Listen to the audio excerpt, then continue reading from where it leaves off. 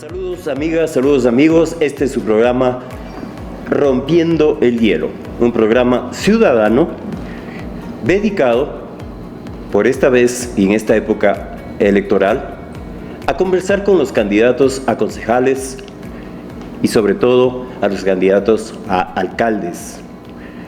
Uno de ellos representará a Quito, uno de ellos administrará Quito, manejará la ciudad durante 4 años y por eso es absolutamente relevante contar con ellos para, desde la ciudadanía, preguntarles las inquietudes que tiene la gente, proponerles soluciones, no solo quejarnos, sobre todo proponerles soluciones y que ellos sean empáticos con nosotros y viceversa, para poder manejar una relación de convivencia cordial, fraterna, solidaria, como debe ser la relación entre las autoridades y los ciudadanos.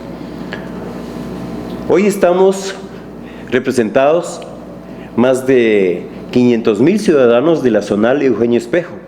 Le damos entonces la bienvenida a Pedro José Freire, uno de los candidatos que participan en esta contienda y que hoy es nuestro invitado. Buenos días, Pedro José. Darío, damas y caballeros, buenos días, un verdadero gusto estar con ustedes, muy agradecido por esta invitación, esta oportunidad de compartir con ustedes, no solamente las partes que les interesa a ustedes de nuestro plan para el gobierno de la ciudad de Quito y la región capital, sino más poder conocer de primera mano de ustedes mismos las problemáticas que ustedes consideren más adecuadas de atender. Estoy a las órdenes para sus preguntas y encantado de estar aquí esta mañana. Muchas gracias, Pedro José. Primero te vamos a pedir que escojas, por favor, un dulce antiguo. La verdad es que mi médico me dice que no coma azúcar. Esta única vez. Yo te diría que me gusta una guayaba de las colaciones de acá. Ya. Ya, tienes que, por favor, probar una de ellas. Muy bien. ¿Qué recuerdos te trae cuando eras niño? La caquita de perro. ¿Y por qué se llama caquita de perro? ¿Por qué se llama caquita de perro? Nunca me he cuestionado por qué. Probablemente si alguna vez pregunté a ese chico me han de haber dicho cómete nomás. Pero me acuerdo de la casa de mi abuela. Aquí cerca, justamente de donde estamos ahora, en la casa de Luxemburgo. Mi abuelita siempre preparaba esto, hacía muy rico. Y de hecho solía ir con ella a veces al centro a comprar específicamente dulces. He sido muy goloso desde chico. Por ejemplo, las colaciones que acompañan aquí la caca de perro es una cosa que parece adictiva. Claro. Me acuerdo de mi abuela, básicamente. Creo que la mayoría de quiteños, los dulces tradicionales nos convocan remembranzas de ser quiteños. Paola Urbano está con nosotros y ella también va a participar como presentadora. Sí, claro, por favor. El agua, el café, todo. Sí. Mira, Pedro José, bueno, recién pasamos el mes de diciembre, las fiestas de Quito, a tradiciones muy nuestras. Quería que nos cuentes una leyenda que te acuerdes de Quito. Podría contarles un montón, de hecho, cada vez que durante los últimos 27 años he traído clientes a la ciudad, suelo contarles la leyenda del padre Almeida a todos, pero ya que se da la oportunidad quiero contarles una leyenda más bien nueva. Perfecto. Que aspiro que algún rato esté en algún repositorio histórico. El otro día hablaba con una historiadora que de hecho espero contar con ella como cronista de la ciudad, de nuestra administración. Y le contaba una que surgió accidentalmente a partir del tema de la política. Yo vivo ahorita, trabajo en Miravalle, y mi jefe de despacho le suele ir a recoger todos los días, ya vive cerca de Sorca. Entonces se va por Zambisa para subir al Luis Alfaro a su casa. Y hay un punto que les invito a ver a todos ustedes cuando pasan del Redondel hacia el paso a desnivel, más o menos a la mitad del trayecto, después de un sitio que es una recicladora, creo. Hay un pequeño espacio plano que normalmente se ilumina de noche, tiene solo un poste encima. Y ella dice, cada vez que sube, ve a una señora que pasaba las 9 de la noche estaba riendo ahí. Si le digo, ¿no has oído tú la leyenda de la mujer que barre? Claro. Dice, ¿cuál leyenda? Si tú vas con cuidado y te fijas en la mujer que barre, ten cuidado de no verle directamente a los ojos. porque dice la leyenda que vas a desaparecer hasta que la próxima persona que te mire a los ojos se convierta en la mujer que barre, en la que te has convertido tú. Dice que no puede ahora, tiene que ir con el acelerador a 100 para pasar por esa parte. Y me imagino que así habrán surgido probablemente muchas de las leyendas de Quito. Siento que es parte de ser quiteños el poder ir creando mitos. Yo sostengo que la ciudad tiene que poder vivir de esa capacidad, ese ingenio que tenemos. Tú lo has dicho, porque a la gente aquí se le pegan los buenos hábitos de hacer las cosas. Y necesitamos empezar a escribir más leyendas quiteñas. Hoy el compendio total, que he visto ya traducido a unos 4 o 5 idiomas, es un libro que no tiene más de unas 400 páginas. Eso quiere decir que de alguna manera hay muchas leyendas que se han ido perdiendo en el tiempo. Asunto que el otro día en el archivo municipal me decían, es así, pero hay profesionales que están buscando, escarbando entre esos textos antiguos, buscando en los pasajes de la historia otras leyendas que podamos contar. La ciudad necesita eso para construir experiencias también. Eso, y se van transmitiendo de generación en generación, pero también van modificando un poco los cuentos, pero bueno, ahí se van viviendo las tradiciones de Quito. Así es. Le damos la bienvenida a Andrés Campaña. Él es candidato a concejal junto con la postulación de Pedro José Freire a alcalde. Bienvenido. Freire. No Freire. Freire con L de loco, no con L de rosca. Había un concejal que creo que era Pedro Freire con L de bobo. Y no somos parientes naturalmente ni amigos. Pedro José Freire. Y Andrés Campaña. Andy, ¿cómo estás? Qué gusto verte a los tiempos. Bienvenido. Andy, por favor, sírvete, elige un dulce. Elige un dulce. No le digas, Pedro José, de qué se trata, por favor. Un suspiro. Muy bien. Sírvete, por favor. A todas las quesadillas de San Juan. La próxima. ¿Qué recuerdos de niño te trae, Andy, esto que estás comiendo? Algo que es importante es la organización, Barea. Yo, como pequeño, estuve viviendo en Coticollao, al lado de la iglesia de Pino Niño. Y teníamos una organización barrial importante. Esa organización barrial se encargaba desde las brigadas de seguridad. Cuando yo era pequeño, había problemas de abastecimiento de agua todavía en Quito. Y pese a que era un sector más o menos céntrico, había problemas de desabastecimiento y los vecinos se organizaban para recolectar el agua que llegaba de forma intermitente. Pero también los vecinos se organizaban en las fiestas. Y en las fiestas de Quito lo tradicional era el hornado, los cueros y evidentemente los dulces. Chévere. Algo que tú has mencionado que me pareció muy importante es pensar también en el adulto mayor. Es algo que la mayoría de candidatos nos están dando énfasis. Nosotros como barrio, te quería dar información, emprendimos un plan de pacificación en primera instancia, porque el plan de pacificación de un sector tiene varias etapas. Una primera etapa fue ganar un poco de espacio en las veredas para que la gente, el adulto mayor, pueda cruzar las calles. Ahora están repavimentando la parte de la Portugal, pero Portugal y República de Salvador varios meses estuvieron con unos volardos, que a veces mucha gente dice, ¿para qué ponen esto? Dificultan, pero no sabían que era para que cruce seguro la calle el adulto mayor y la persona con discapacidad. Aquí hay muchas personas por las facilidades del sector, como un sector que sales a una cuadra, tienes la tienda, el cine, cualquier cosa. El adulto mayor ya no cocina, sale a comer afuera, quiere sus facilidades ahí en la misma cuadra. Eso es lo que viene de este sector, que es maravilloso. Entonces se pusieron esos volardos para que la gente, era maravilloso ver cómo la gente con silla de ruedas cruzaba, porque muchas veces no están acompañados, están con sillas eléctricas y cruzaban tenemos unos pasitos elevados que decimos chapa acostados, y pasaban de vereda en vereda sin tener necesidad de bajar la vereda y volver a subir. Entonces queremos nosotros siempre que nos sigan apoyando en esas ideas de ser inclusivos. No porque yo soy mayor, no me importa, mentira. Siempre hay que pensar por los demás y también pensar que algún día uno va a ser un adulto mayor. Bien, vamos entonces a una serie de preguntas que nos han enviado los ciudadanos de distintos barrios, de distintas ciudadelas, de distintas zonas. Como les dije al principio, Andrés, es bueno que también tú lo sepas, representamos a la zonal Eugenio Espejo, que son más de 500,000 personas de Quito, ¿no? Entonces es bastante importante. Insisto, República El Salvador, Jipijapa, La Paz, Bellavista, González Suárez, Guápulo, La Floresta, Tumbaco, Wimper, El Batán, entre otros. Vamos entonces a poner pregunta por pregunta. Les solicito por favor respuestas muy concretas, muy sencillas, muy concisas sobre todo, para poder responder a todas, porque no tenemos el tiempo infinito, obviamente. Siempre un programa de televisión, como ustedes ya deben estar muy expertos en este tipo de programas, saben que mientras más conciso respondas, más intervención de los ciudadanos tenemos, que eso es lo que nos importa, los ciudadanos. Empecemos entonces. Buenos días, soy el doctor Fernando Guerrero Bermúdez, presidente del Comité de Seguridad del Barrio La Floresta. Nosotros tenemos una concepción que lo más importante que posee el ser humano en la vida es la vida misma. Por lo tanto, las preguntas se referirán a la calidad de vida.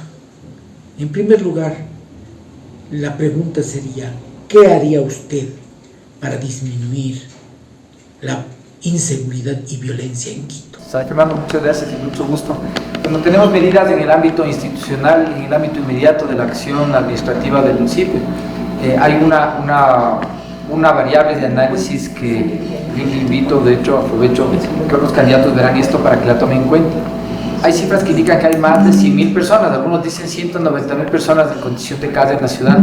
Eso quiere decir que son personas con sus familias que no tienen un lugar fijo en donde pernoctar. Es indispensable darle una actividad a las personas, no podemos mandarles sacando de la ciudad, porque la ciudad tiene muchas labores básicas que sin generar trabajo permanente al mismo tiempo pueden dar una oportunidad a las personas para que podamos ponerles en el track, en la línea de aprender una habilitación social, antes de que la carencia les haga caer en la violencia y la consecuencia de esa sea que caigan en el crimen, y por lo tanto el día de mañana el sistema necesite buscar cómo darles rehabilitación social. El municipio tiene una responsabilidad directa para habilitarlos en donde están, darles desde un skill, desde una habilidad mínima hasta un arte o oficio, y para eso tenemos proyectos de relocalización. Tenemos muchos sitios en donde hay construcción llevada a cabo legal o ilegalmente en sitios de riesgo. Tenemos bosques que reforestar, tenemos suelos agrícolas que recuperar, y todo esto implica trabajo, aunque no permanente, que nos puede ayudar con esa primera parte. La otra tiene que ver con lo administrativo, con lo institucional, y es que el municipio tiene 4 aparatos de seguridad hoy ineficientes que disponen de una tasa recaudada entre los ciudadanos hoy por hoy para provocar viajes de placer de los concejales y de los asesores de los concejales, porque no veo que sirvan para otra cosa que para viajes de placer. Entre los presupuestos de hace 2 años encontramos nosotros un viaje de concejales y asesores a la feria de Bourget en París, en donde se exhiben aviones de combate. O sea, algo tendrá que ver con seguridad, pero no sé qué hacen concejales. Para bombardear Quito, claro. Y las fotos de Louvre y el mausoleo de Napoleón están ahí en los parques, nos sirven a los ciudadanos pagar plata. Sí, basta viajar. La organización de base ahora, la organización implica sí policializar en jerarquía, darle algo distinto, especialmente un escalafón de remuneración a quienes están ejerciendo funciones de seguridad en el municipio, y al mismo tiempo lograr una colaboración permanente con el aparato de seguridad estatal. Esto les habla a lo institucional ahora, directamente hacia los barrios. Lo que ustedes hacen día a día, la organización barrial, la organización familiar, es verdaderamente política, es como yo entiendo hacer política.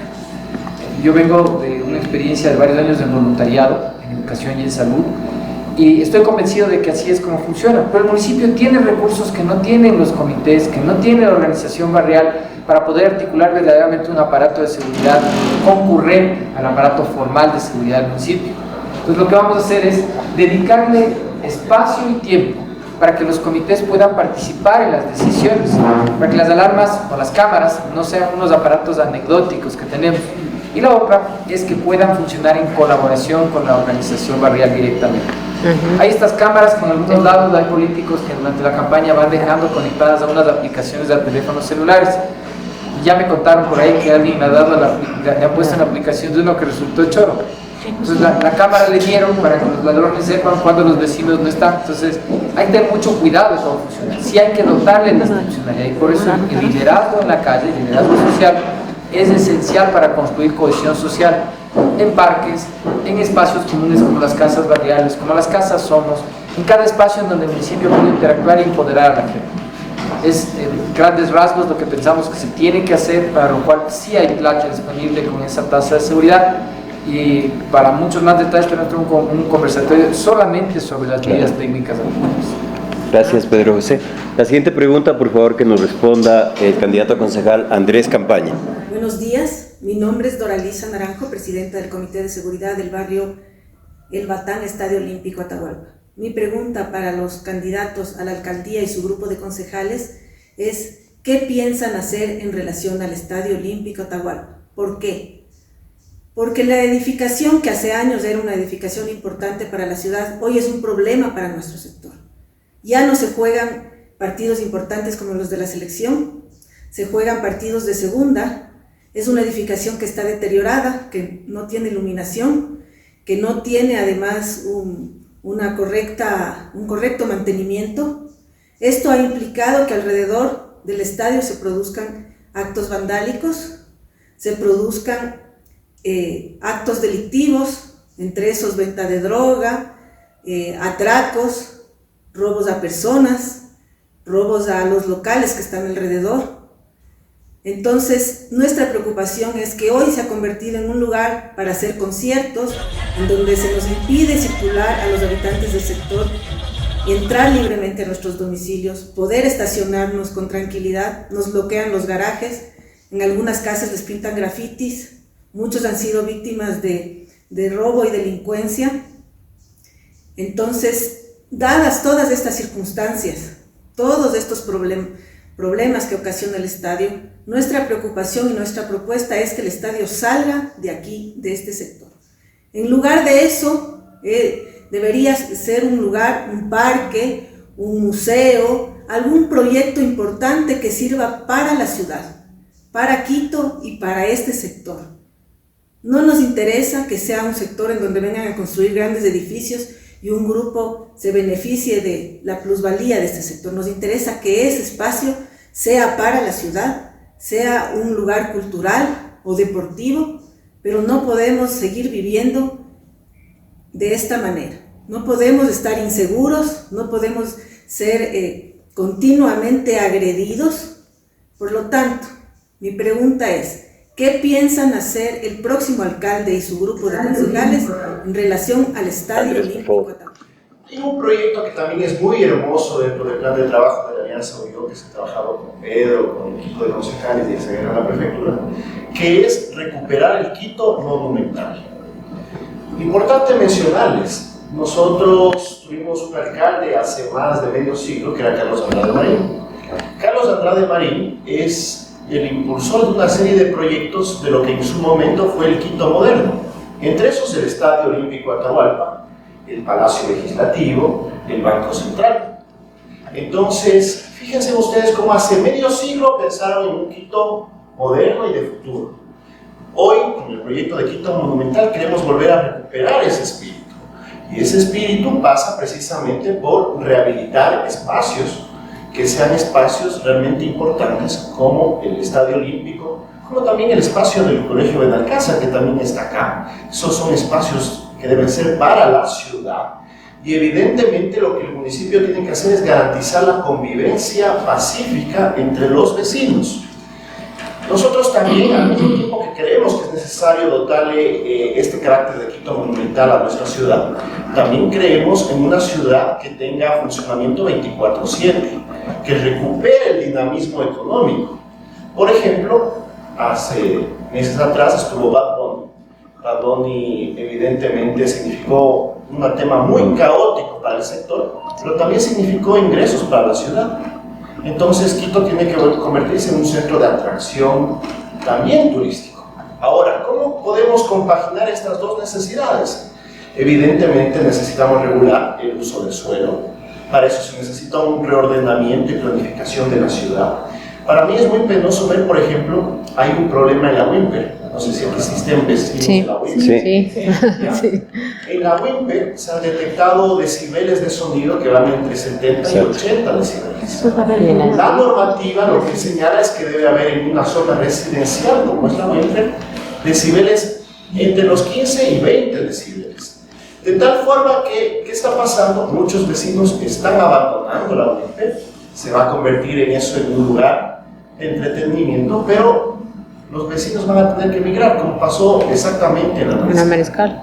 Entonces, frente a eso, evidentemente el municipio tiene que tomar una acción de regulación, una acción de ordenamiento y lograr esa convivencia pacífica. ¿Cómo logramos fortalecer el entretenimiento? Quito como un lugar turístico, pero al mismo tiempo una convivencia pacífica, lugares que son importantes, emblemáticos de la ciudad, como el Estadio Olímpico, como el Colegio de Alcázar, y que sirvan de lugares, de áreas verdes para los ciudadanos y vecinos. Mira, Andrés, por ejemplo, en la situación del Estadio Olímpico, digamos, venden unas 30.000 entradas para la gente que va a estar en el espectáculo y está muy de moda el veredazo, los otros 10.000 que se quedan por fuera. Si bien es cierto, hemos visto Policía Nacional, AMC, AMT, agentes, todo el aparataje del cuerpo municipal más policial, pero es incontrolable ya el número, el aforo que se da el permiso. Entonces es incontrolable y el resultado es aquí que han roto los vidrios de los edificios. Desde haber visto en la República de Salvador, casi todos los edificios tienen vidrios por ciertos motivos de seguridad, ¿no es cierto? Entonces rompen los vidrios, liban, se convierte en urinario, incluso ha habido disparos. En el concierto de Bad Bunny hubo un chico que por robarle un celular, porque también es atractivo para los ladrones, le dispararon y todo, o sea, hay hechos lamentables. Entonces todo eso hay que poner en una balanza. ¿Cuál es realmente la capacidad operativa del municipio con sus agentes? Hay que ver, la capacidad, AMC tiene muy poquitos agentes para toda la ciudad, entonces hay que sincerar esa capacidad y hacer el plan de... Nosotros planteamos como premisa la posibilidad de que nuestro gobierno cree condiciones para que la empresa privada pueda llevar a cabo lo que llamamos obras para la prosperidad. Y entre las obras para la prosperidad que necesita una ciudad que vende experiencias, que puede vender arte, cultura y entretenimiento, está la construcción de al menos 2 escenarios para espectáculos. Uno se llama la Gran Arena, la cual de manera planificada va a ir más al norte de Quito, cerca del Bicentenario probablemente, y la idea es que solo se puedan llevar a cabo ese tipo de eventos. Es un escenario para más de 50.000 personas que se puede utilizar de distintas maneras para evitar esto que hacemos a medias y mal, cada vez peor, que es tratar de usar un estadio de fútbol o un coliseo de básquet para hacer presentaciones musicales. Una ciudad, en el tiempo en el que vivimos, tiene que tener escenarios apropiados, porque caso contrario, los shows, los espectáculos, los eventos que quieren llevar a cabo son más costosos, para comenzar por primas, por inseguridad, por falta o insubsistencia de condiciones logísticas para llevar a cabo algo que sea comerciable, que pueda ser interesante. Hay gente de aquí de Quito que viaja a Buenos Aires, a Sao Paulo, a Bogotá, a verle el concierto de YouTube, el concierto de el señor el conejo maldito. Es que qué música más fea tiene ese pobre señor, pero no es culpa de él. Entiendo que lo hace conscientemente y con estudios musicales previos, pues yo soy un ignorante en eso. Pero bueno, la ciudad tiene que poder ofrecer esa logística también para que estas cosas funcionen bien y no depleten la capacidad de crecer de la ciudad en los barrios en donde las actividades propias del barrio son otras distintas. Por eso Andrés un poco decía, o sea, nuestro interés es recuperar espacios como esos para la ciudad, donde hoy está el municipio. No es descabellado lo que planteaba la vecina, y por eso planteó Andrés también, es algo que tampoco es descabellado, es pensar que el colegio Benalcázar ya tiene que ser un colegio Benalcázar como es el colegio alemán o ser el colegio americano en poco tiempo, en otro lugar, y no tenga más acceso. Necesita muchos más colegios municipales, de hecho, y que no solo tengan bachillerato internacional, sino un verdadero nivel apropiado de educación, con sistema dual, con bachilleratos técnicos, y en otro lado que no es el hipercentro de la ciudad. Mientras que en el sitio está el Colegio Benalcázar, y creo que se puede plantear un concurso arquitectónico abierto a la comunidad, en donde profesionales nos den una opción que no sea un edificio ni de oficinas, que no sea un edificio, que sea una plaza. Servicio con la comunidad. ¿Sí? Con estacionamientos debajo y demás, pero que nos dé un espacio público adicional en una parte de la ciudad que ya está saturada en este momento. Acuérdense ustedes que este barrio era de casas de 2 pisos. Yo me acuerdo haber ido a costar secundaria de farra en farra un viernes hasta un sábado, la mañana siguiente, en completa condición de seguridad.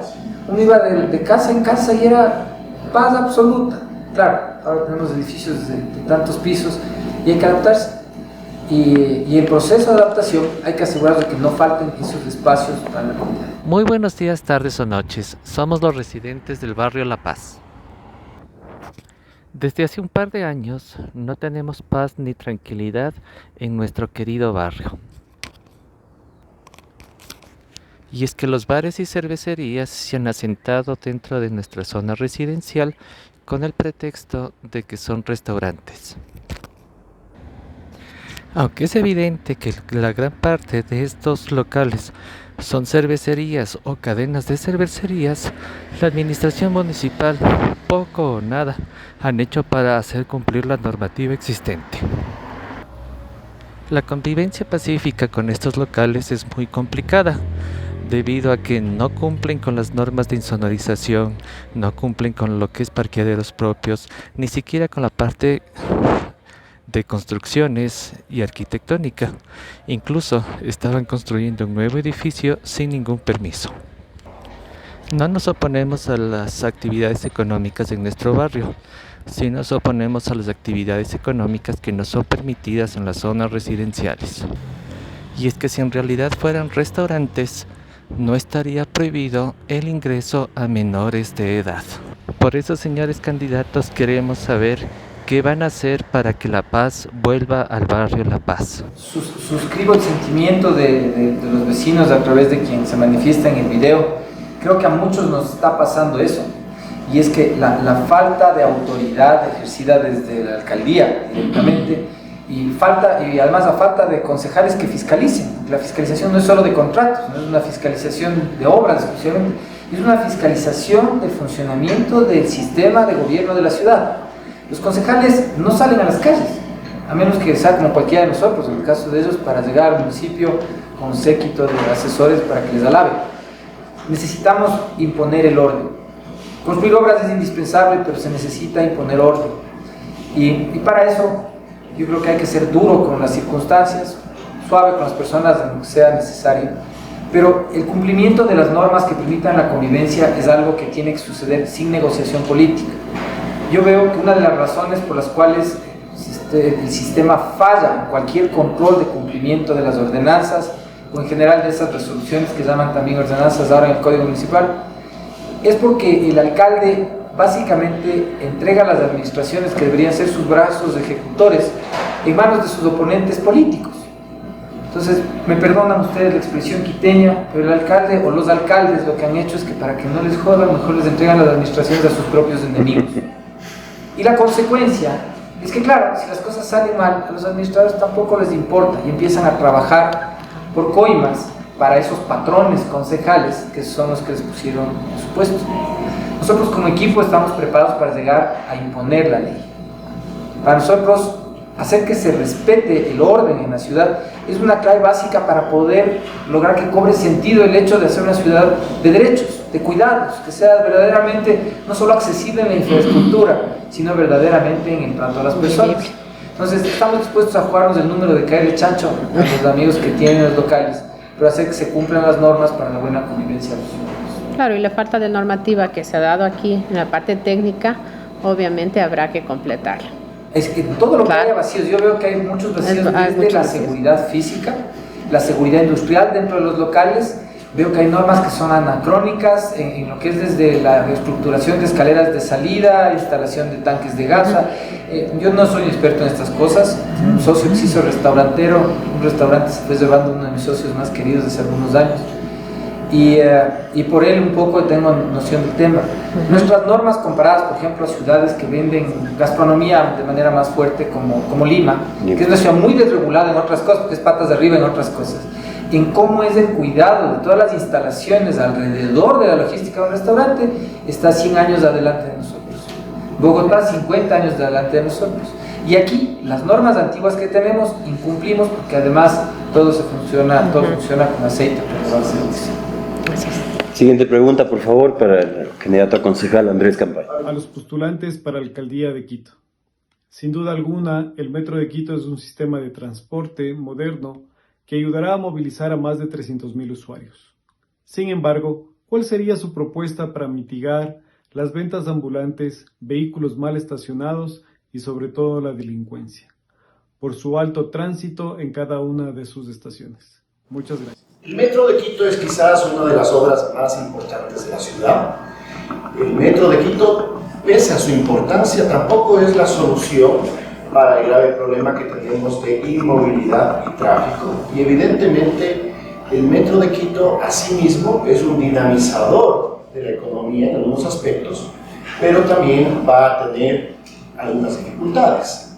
De tal forma que nosotros, dentro del plan de trabajo, se ha pensado en una visión integral de todos los proyectos. Fundamental mencionar aquello. Porque, por ejemplo, el Metro de Quito no va a funcionar para solucionar el problema de la inmovilidad y el tráfico si es que no existe conexión debida con otras vías, con otros medios de transporte que son necesarios.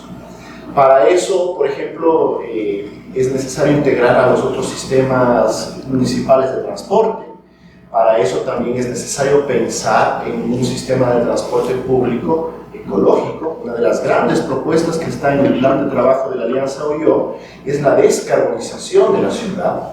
Y esa descarbonización de la ciudad pasa por algunos niveles. Uno de ellos es evidentemente la necesidad de contar con buses que funcionen de forma eléctrica, pero también pasa porque, por ejemplo, las estaciones del metro tengan una conexión con las ciclovías. Pasa porque existan espacios para las bicicletas, para que se les pueda dejar a las bicicletas de forma segura. Pasa también por fortalecer los lugares de tránsito para los peatones. Hace un momento atrás conversaba la vecina y señalaba que existían ciertos parterres pensados en las personas adultas mayores. Eso está bien, pero también debemos ver incluso más allá de los adultos mayores. De la gran mayoría de los ciudadanos, lastimosamente el diseño de la ciudad no fortalece lo que son los niveles de movilidad que necesitamos fortalecer, como es a los peatones, a los ciclistas. Nosotros, por ejemplo, tenemos una ciudad que tiene grandes vías, que es dificultoso pasar para la ciudadanía, y que hemos decidido construir los pasos peatonales. No sé si ustedes han preguntado cómo una persona, por ejemplo, en silla de ruedas puede subir a ese paso peatonal, subir, bajar, y además sin que le roben en el momento que está tránsito de un lado al otro.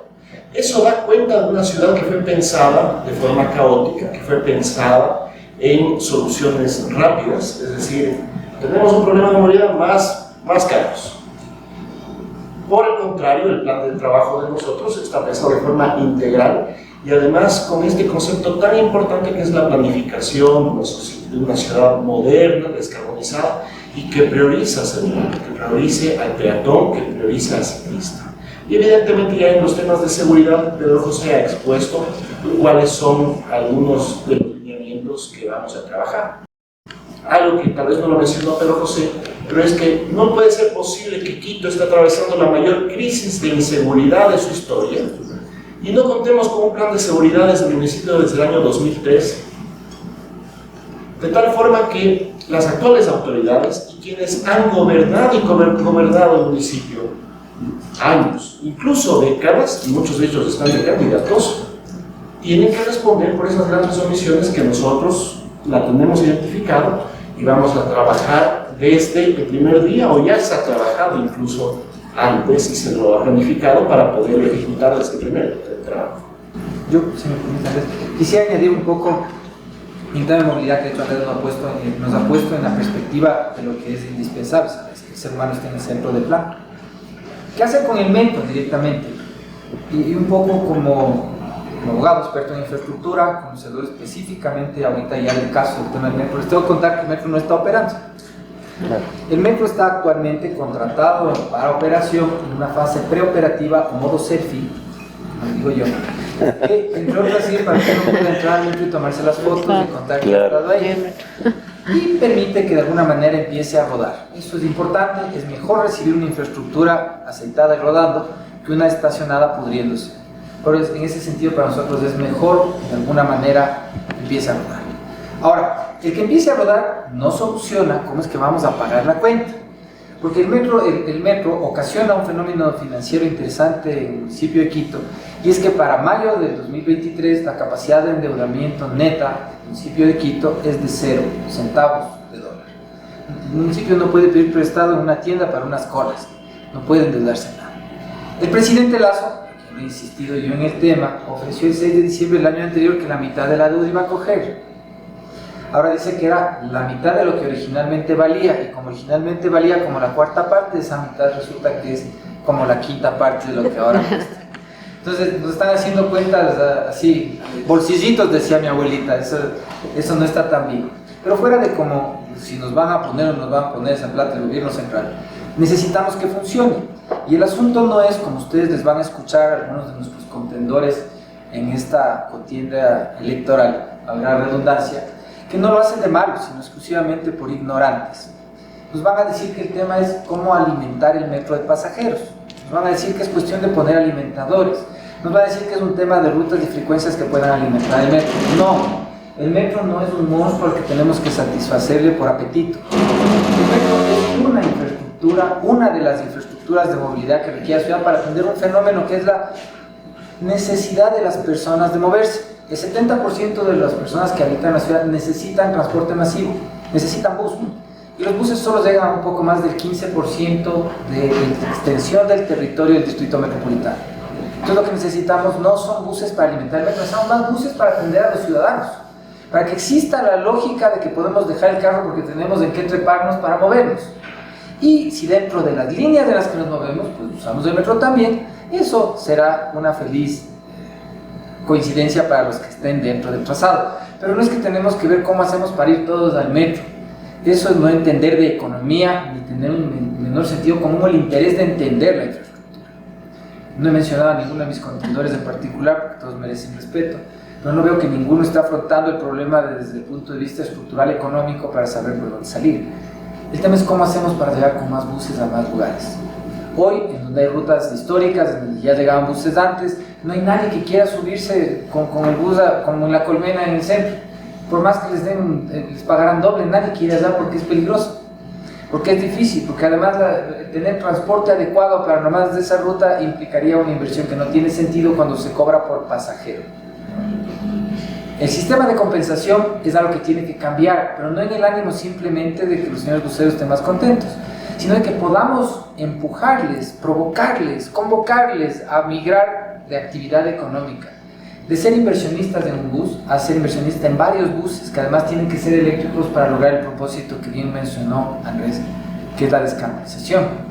La descarbonización por sí misma no es solamente un tema romántico ambientalista. Yo vengo de la industria petrolera, no soy alguien que particularmente puedan considerar un ambientalista, pero soy un ciudadano responsable que entiende que una ciudad no puede atraer inversiones si no está en la punta, en lo mínimo, de la tecnología aceptable para provocar una oferta de una ciudad con servicios mínimos, y eso es movilidad eléctrica. Para hacer eso necesitamos que estas inversiones sucedan, y para que eso pase tenemos que agarrar todas esas llamadas empresas públicas que tiene el municipio y meterles dentro de un proceso administrativo que nosotros llamamos transición, en donde se les transforma de unas EPs con unos métodos laxos de contratación que sirven para que puedan los políticos robarse plata, en una sociedad anónima que tiene procesos de auditoría a prueba de fraude.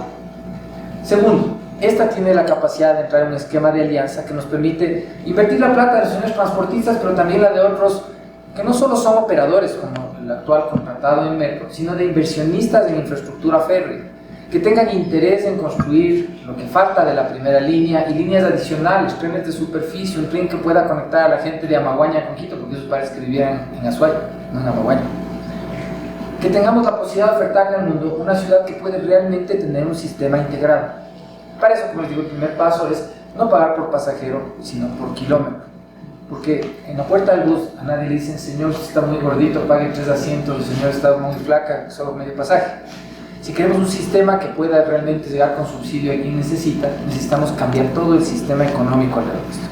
Con el transporte nos ha ido muy bien hablando en los últimos 6 meses sobre cómo provocar ese proceso de inversión. Con los organismos multilaterales nos ha ido excelente porque ven el proceso de descarbonización como una verdadera iniciativa de atracción de capital hacia la ciudad. El próximo año vamos a encontrar una variable económica ineluctable alrededor de todo el mundo, y es que las empresas no buscan países para invertir, sino ciudades en donde instalarse. Lo que acabaron de ver ustedes en la última huelga de trabajadores de Apple en China, que es una de las huelgas más violentas que ha habido en el mundo, con 900 heridos. Es una huelga con 900 heridos de ir al hospital. Implica eventualmente la salida de varias industrias de la China, que van a buscar a dónde ir, y no van a buscar si van a Ecuador, o si van a Colombia, o si van a Perú. Están buscando Cartagena, están buscando Medellín, están buscando Curitiba, están buscando ciudades a donde moverse con sus operaciones. Quito responsablemente, teniendo aeropuerto internacional, estando en condición de construir alrededor de nuestro plan para la región capital un puerto marítimo con esmeraldas, ¿sí? Porque es cuestión de decidir hacer esto políticamente, puede convertirse no solo en un polo de desarrollo para nuestra propia ciudad, sino para el país, cosa que no está haciendo ninguna otra ciudad responsablemente, que tampoco es que le toca a alguna en particular, excepto a Quito, porque esta es la capital de la República. Mi nombre es Luis Segarra, soy representante del Comité de Seguridad de la República de El Salvador, representante de los comités de seguridad de la zonal Eugenio Espejo. Un gusto saludarles. Por favor, tomando en cuenta que la criminología ambiental plantea que los eventos delictivos deben entenderse como una confluencia de infractores, víctimas y objetivos del delito y normativas legales, en estos escenarios específicos, quisiera preguntarles cómo ustedes van a trabajar en fortalecer las políticas de seguridad en nuestro sector. De la misma manera, cómo van a trabajar con las instituciones que ejercen la seguridad pública, tanto como Policía Nacional y los GATS municipales, quienes tienen la obligación, en este caso los GATS municipales, de cuidar y preservar los espacios públicos para que estos no sean cantinas o que sus espacios públicos no sean utilizados como centros de acopio o de asociación ilícita. Tomando también en cuenta el duro momento que está pasando Policía Nacional, cómo ustedes van a crear políticas de seguridad ciudadana para que en nuestro sector el tema de los robos de oportunidad, microtráfico que están apoderadas en cada esquina de nuestro sector, sean eliminados. Tomando en cuenta dos ejes prioritarios: la coordinación con Policía Nacional y la coordinación con los GATS municipales, quienes son los encargados del espacio público. Gracias por su respuesta.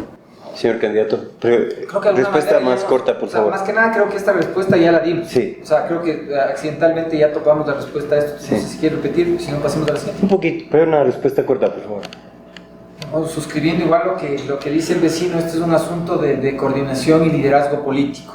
El municipio no puede sacarle el cuerpo a la seguridad, el alcalde es el principal responsable de la seguridad de los ciudadanos, hacer buena economía como medida de prevención y de contención, la generación de espacios públicos en donde la interacción con el tejido directo del liderazgo de la sociedad civil, comités, organizaciones barriales y demás es básico para que esto pueda suceder bien, y el municipio de alguna manera tiene que asegurarse de facilitar el entrenamiento continuo, la toma de decisiones en conjunto con los vecinos para poder hacer que esto suceda.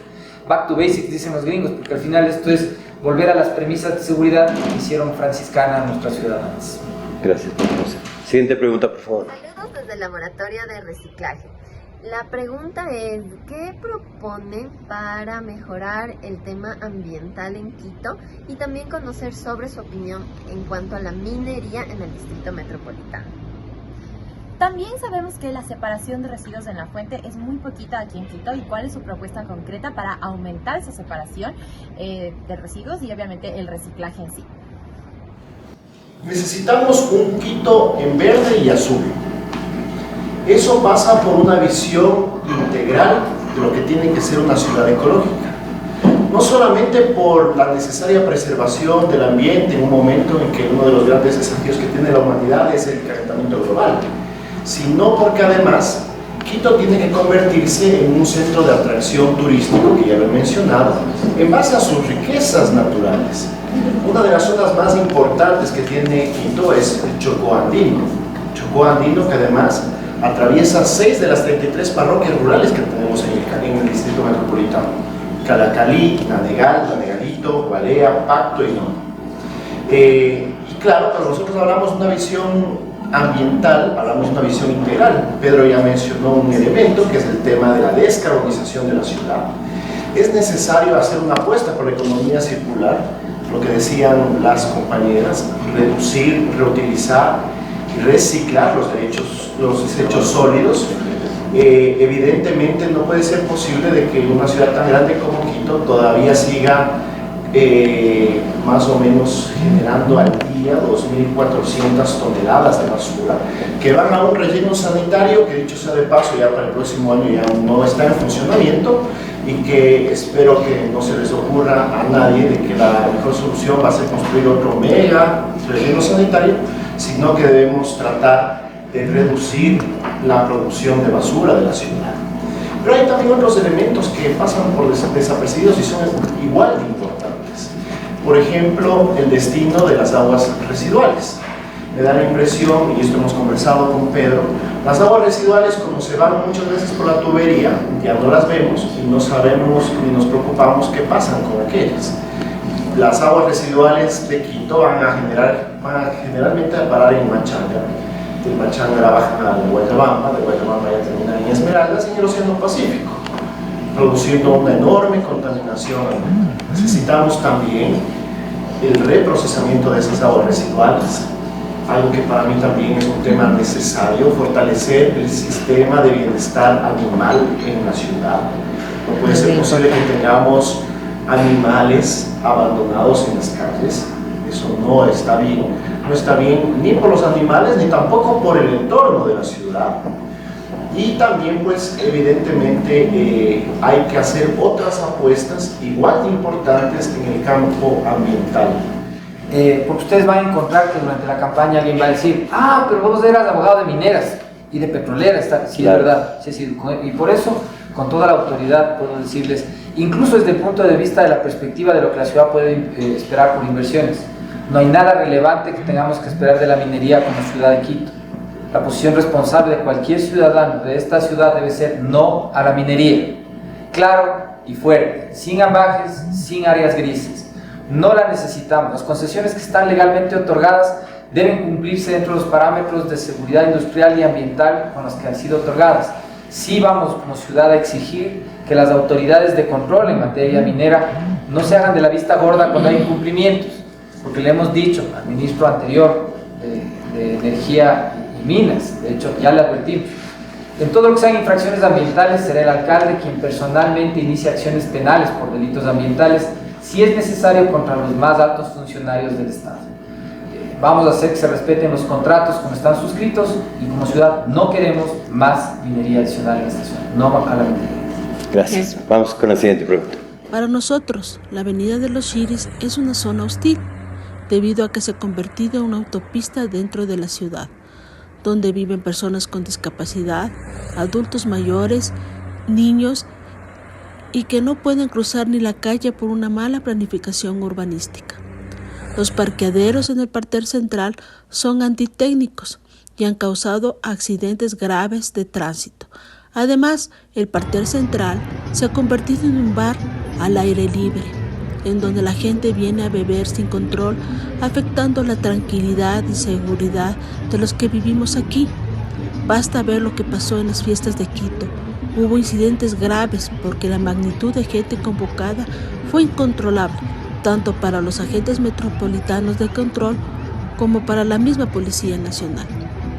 El ruido es constante en esta avenida los 365 días del año, las 24 horas del día, por las carreras de buses y autos en la mañana, piques de motos, carros, bares, discotecas y restaurantes que no tienen ninguna insonorización técnica en la noche, perjudicando directamente la salud mental y física de nuestros moradores, que ya padecen problemas de salud como son la depresión, perturbación del sueño, daños del sistema nervioso, entre otros. Queremos preguntarles a los candidatos y a sus concejales si contemplan en su plan de gobierno esta problemática de salud mental y convivencia ciudadana que padecemos la gran mayoría de los barrios de Quito, y cómo lo van a hacer. Pedro José, por favor. Para nosotros los asuntos de la salud mental, de la inclusión y del medio ambiente son un solo asunto. Nosotros le denominamos salud social. Hoy ver las cosas por separado solo justifica más burocracia. En realidad se necesitan recursos para hacer que esto funcione. Aquí cuando José María era más joven, en Amazonas había el tontódromo.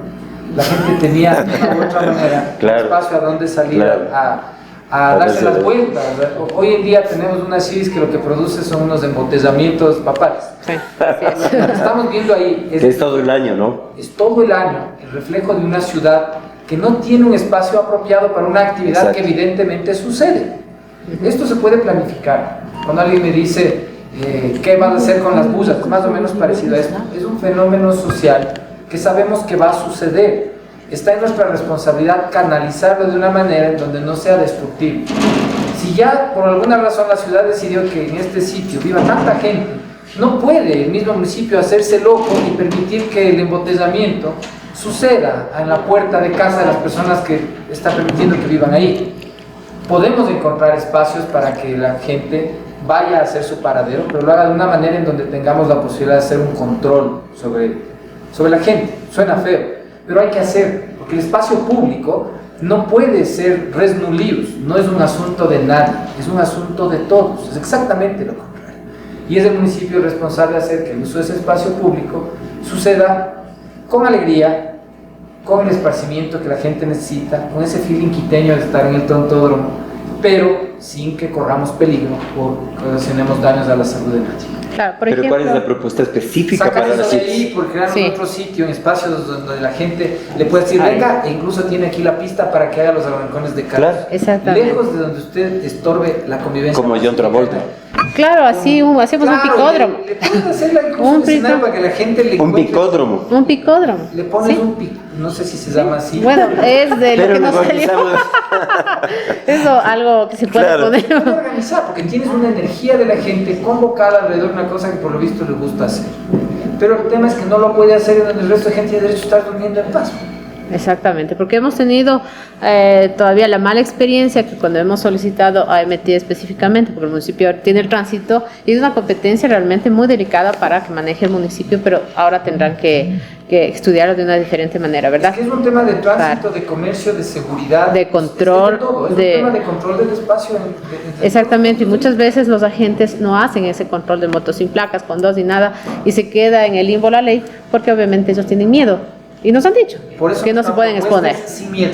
Exactamente. Entonces, en ese espacio de la CIRIS específicamente, el parterre central es un asunto incontrolable. Es una cantina que es miércoles, jueves, viernes y sábado, por ejemplo. Entonces nosotros hemos propuesto, pero todavía no nos han puesto, hay unas bandas BTA que nos asesoraron del Ministerio de Transporte. Es unas bandas BTA que se anclan y hace que las personas que vienen a picar en motos y en autos no puedan acelerar. Entonces dicen, aquí no va a poder. Entonces va a haber ciertos elementos físicos que se pueden instalar en algunas zonas para que no lo hagan ahí, porque si no se vuelve una carrera del gato y el ratón. Sin duda, pero todas yo las creo que hay que semanas. dar una solución al tema más permanente y generar el espacio para que Sí, eso es una fenómeno antrópico, ese fenómeno social tenga Totalmente. una cabida en condiciones de seguridad, porque además lo que pasa ahorita aquí, aunque le pongan obstáculos, es que es inseguro de todas maneras. Claro. Y a donde vayan van a jugarse la vida de una manera. Exactamente, incluso en esa parte que se puede estudiar, donde se puede instalar este picódromo que decimos nosotros, se reactiva la economía, porque se ponen los containers con comida y mejor hacemos como el John Travolta de vaselina. Claro, exactamente. En el cual genera economía en vez de una suma Y de tienen un riesgos que lugar pueden producir donde ellos lo pueden hacer. represivos. Además, claro, tenemos también, creemos que ese parterre vuelva a ponerse los árboles, incluso los árboles van a minimizar un poco también del impacto del ruido, porque en la mañana tenemos los buses y otros temas más. Gracias, vamos a la siguiente pregunta, por favor. Excelente día para todos. Mi pregunta para usted, señor candidato o candidata, es ¿cómo eliminarán la inseguridad del Parque La Carolina? Ya que recordemos que debido a las peleas constantes por ventas informales, robos, expendio de drogas y consumo de alcohol, el Parque La Carolina ya no es un lugar confiable. Y esto es debido a que ha adquirido una mala fama. Esto evidencia las preocupaciones de los ciudadanos. O sea, la recuperación de nuestros parques. El Parque La Carolina tal vez es uno de los que a nivel de iluminación y mantenimiento está mejor en toda la ciudad.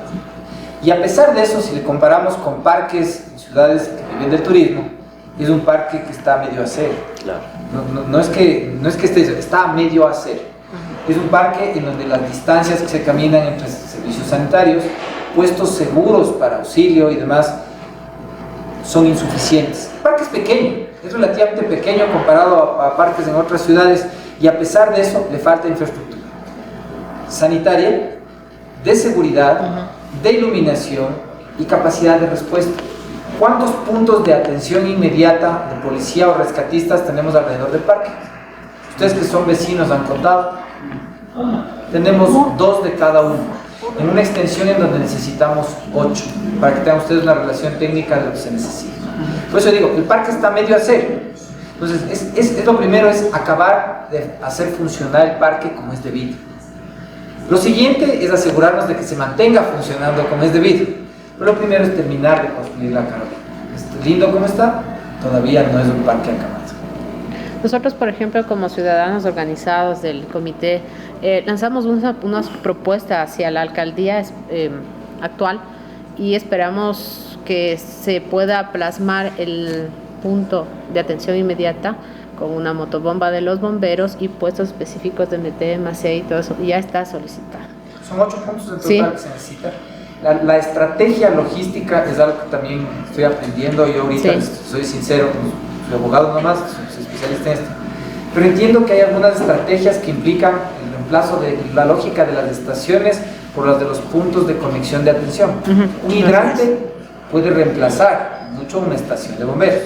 Lo que necesitas es saber a qué distancia está la capacidad de movilizarse los bomberos para atender una emergencia. El parque por sí mismo está rodeado en este instante de una población altamente densificada, lo que sí implica que necesitamos una estación de bomberos para la zona. Y los paramédicos, también solicitamos paramédicos. Paramédicos, sí. Exactamente, que permitan atención inmediata para evitar la necesidad. Vean, hace una semana acaba de pasar con uno de los miembros de nuestro equipo la necesidad de una ambulancia. La hija de él tuvo un colapso, la niña, de hecho, mando saludos para ellos si ves esto. No sé todavía qué le pasó a la guagua, pero la guagua tuvo un ataque como de epilepsia o algo así. Y pues pedimos una ambulancia. Hasta el ministro del Interior le llamamos y no conseguimos una ambulancia en menos de 1 hora y media. Así es. Qué horror. Así es. Aterrador, ojalá no le pasen. Yo no había experimentado esa desesperación de salir corriendo a los hospitales a ver dónde se consigue una ambulancia, porque lograr que una venga es imposible. Nosotros hemos tenido varias emergencias con algún orador del sector, sea de salud, sea por un asalto. Ha habido asaltos muy graves aquí en el sector y los que han llegado en moto son los bomberos. Llegan en moto bien equipados, entonces eso ya es una necesidad grande de todo el hipercentro y esta parte que es central, ponerle también ese punto de atención. Vamos a la siguiente pregunta, por favor. Los jóvenes que estamos por ingresar a la universidad o que llevamos a salir de ella no tenemos un futuro claro acerca de lo que serviría para la sociedad la carrera en la que hayamos elegido. Sin embargo, señor candidato, Quito no aprovecha esta potente y enorme fuerza laboral del municipio y sus entidades. No tienen ninguna propuesta para que existan carreras técnicas que sirvan a la ciudad o para que nuestros profesionales sirvan para mejorar la convivencia y la productividad de la ciudad. Andrés. Parte del Quito monumental es la recuperación del centro histórico. En el centro histórico están calculados de que existen 200 edificios de propiedad municipal que están abandonados. Y esos edificios, cuando están abandonados, se vuelven guarida de ladrones o también se vuelven espacios para la drogadicción. Es necesario rehabilitar esos espacios, es necesario pensar en la necesidad de atraer a universidades internacionales, sobre eso conoce mucho más Pedro, que puedan asentarse en el centro, que al mismo tiempo sea un espacio cultural en donde los jóvenes, y no solamente los jóvenes, sino de cualquier edad, puedan disfrutar de las maravillas de nuestro centro histórico, pero también sea un laboratorio social, un laboratorio para poder tener los primeros aprendizajes, para acceder a centros culturales, de tal forma que esa es lo que se puede hacer en el campo de la promoción de la cultura. Y también otra propuesta que no está muy cercana al sector, pero es también la necesidad de fortalecer los estudios universitarios en el sur. Para eso también se ha pensado el tema de una universidad. No es competencia exclusiva del municipio de Quito, pero se puede evidentemente dar las facilidades para que existan las extensiones necesarias y que sea atendido un sector también importante de la población, que es quizás el sector más marginado a la hora de acceder a la educación superior. ¿Qué es lo que buscamos? dotar de un tejido social joven. Cuando vengan los turistas digan, venga al Ajito, ¿no? No es lo mismo llegar al centro y no ver nadie, llegar al centro, ver indigentes, que llegar al centro y ver estudiantes. Lo que no podemos permitir en el centro es zona roja. O sea, ahí puede haber cafeterías, no puede haber chupaderos, no puede haber discotecas. Para eso hay otras zonas de la ciudad que organizadamente tienen que funcionar para eso. Pero donde están los estudiantes, en una zona de amortiguamiento que a nivel inmobiliario se puede desarrollar con capital privado, la idea es que puedan vivir ahí profesores permanentes, investigadores, estudiantes que no se jalen el semestre. Vivir en el centro tiene que ser un privilegio de los que sí trabajan bien.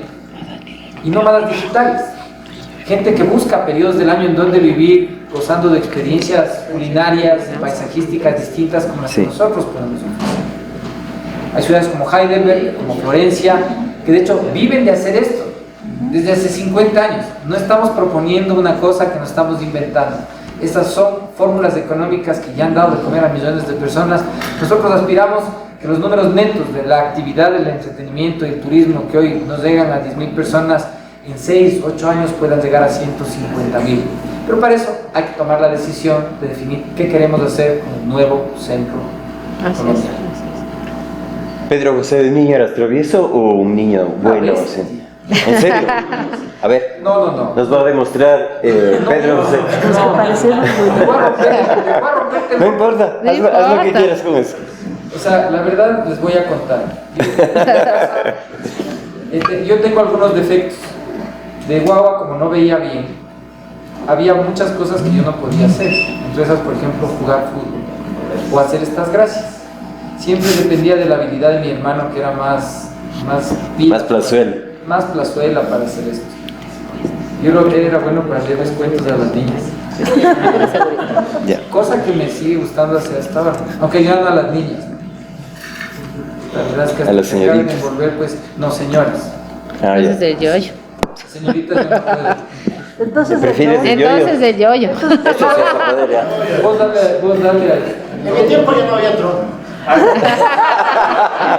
No, para Andrés tenemos otra actividad, así que tranquilo. El yoyo es más apropiado para los políticos porque dice que tenemos algo de individualistas y demás, entonces es probable que por el individualismo esto funcione mejor.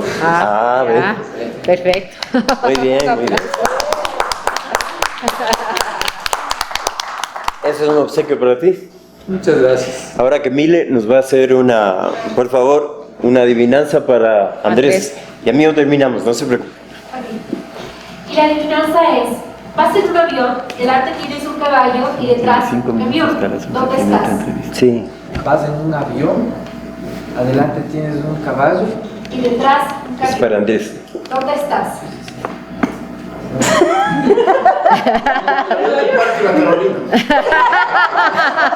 ¿Todavía hay?